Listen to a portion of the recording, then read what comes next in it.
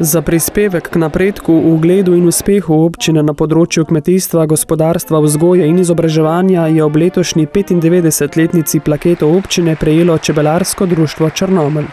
Najbolj so ponosni, da so leta 2012 kot prvi v Sloveniji odprli prvi krožek z ljudmi s posebnimi potrebami. To je bil naš največji uspeh. Z diplomo občine so nagradili rokometni klub Črnomelj, osnovno šolo Milke Šobar Nataše Črnomelj ter našo kolegico Verico Marušič, v preteklosti zelo dejavno na področju turizma, danes pa je zapisana predvsem voditeljskemu in novinarskemu delu. In še danes se dobro počutim v tej vlogi novinarke, zato mislim, da bi kar nadaljevala na tem področju.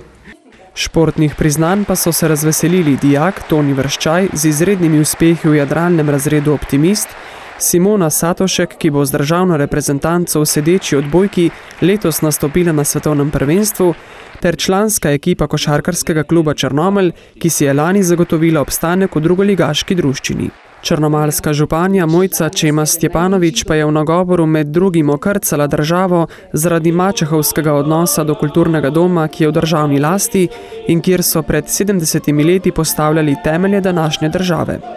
Dom propada, res je, da smo nekako dobili zagotovilo strani ministra za kulturo za 80 000 za sanacijo vdora vode, ampak to je tudi vse.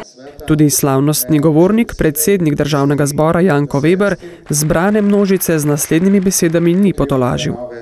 Bo, kot vse kaže, moral počakati na to, da vendarle v proračunu zagotovimo zadostna sredstva, da se prenova lahko začne.